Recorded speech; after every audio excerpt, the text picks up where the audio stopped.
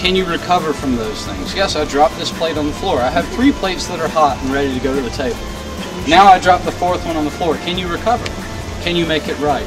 And they did an exceptional job at this point. 2, maybe 3 minutes later, still late. Christina, affectionately known as Red, said she would pay $25 in a restaurant and not blink an eye at it. So,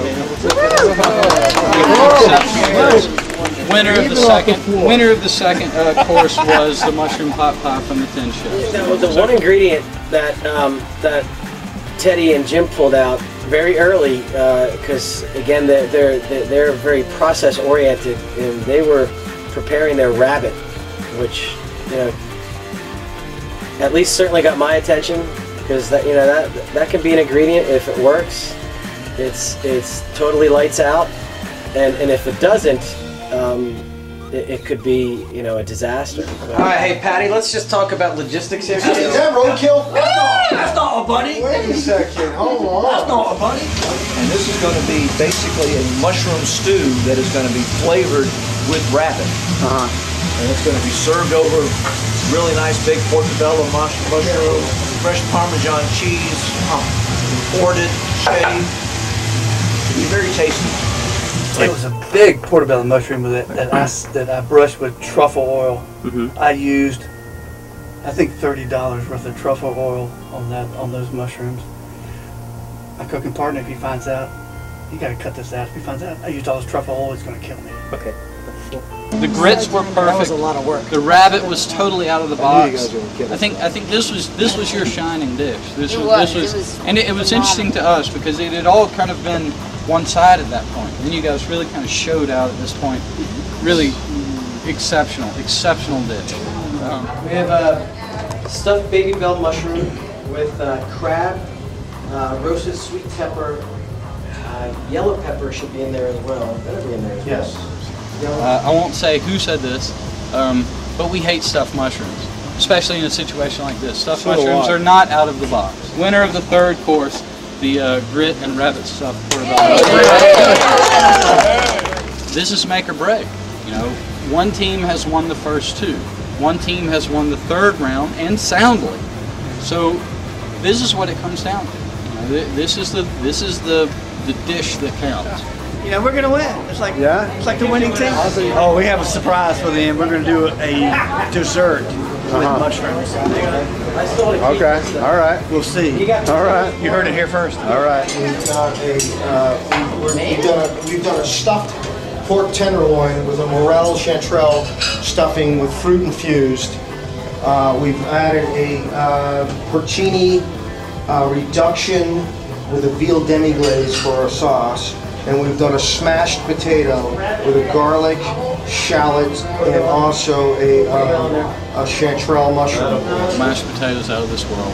I think the fact that they had the mushrooms in them too, because as they were describing it to me, they were telling me about, oh, we have the shallots and we have this and we have that, and I was just waiting for the mushrooms.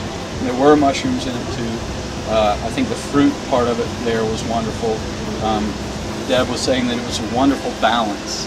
You had the sweet, you had the cool, you had the savory. Really very good. It's based on a bread pudding, except that we have cut back on the bread and we have added a tremendous amount of mushrooms in here. And these mushrooms were put into, we started out by reducing some wine.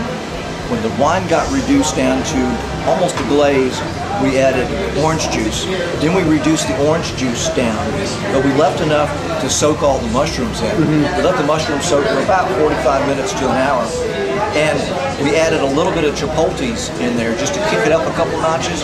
Then we strained the chipotles out and we removed them from the marinade, and they went into the pudding. And we are doing a vanilla white cream sauce with fresh morels in it.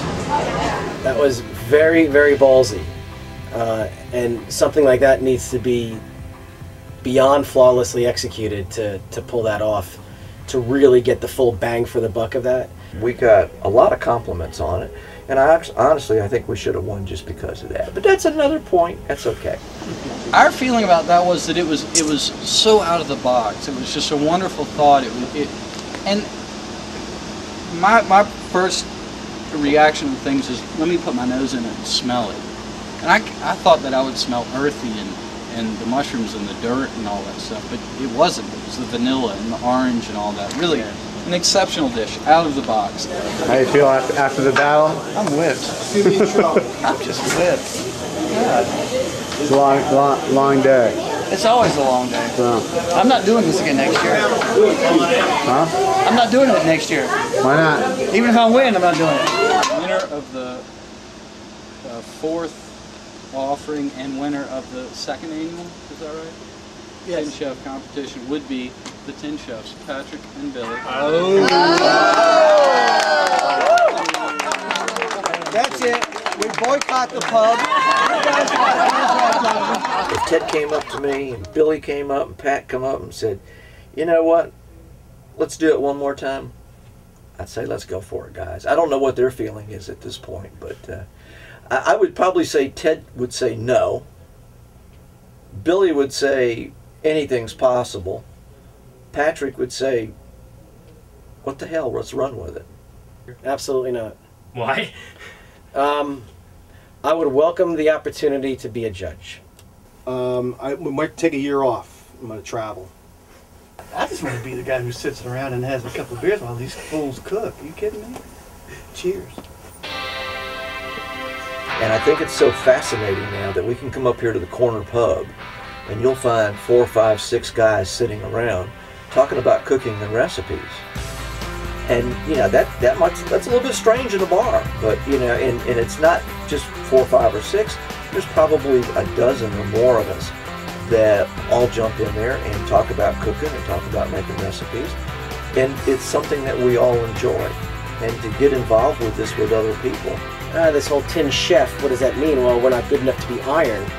But you know, kind of the underlying tag is, you know, everyday cooks. You know, it's just kind of a play on words of, well, you cook every day and you cook for your family, and it's really just to kind of capture regular folks who, you know, share a joy and a passion for cooking and entertaining at the same time. This competition, it brings out a lot of people. It's camaraderie, it's fun, it's about cooking, but it's really about friendships and just being together.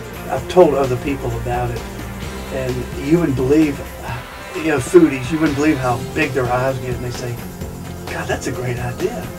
You know, I should take that back and have my friends do it. And it's easy for you to do. You get some friends together, you have a team of maybe 1 or 2 people.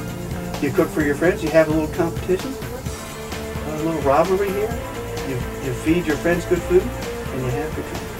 I mean, you know, cooking should be shared. That's the beauty of it, is to get in there and cook for friends, cook for people. You know, you're not showing off, you're not doing anything special. You're just in there to have a good time and to share with other people. And that's what I like about Tin Chef.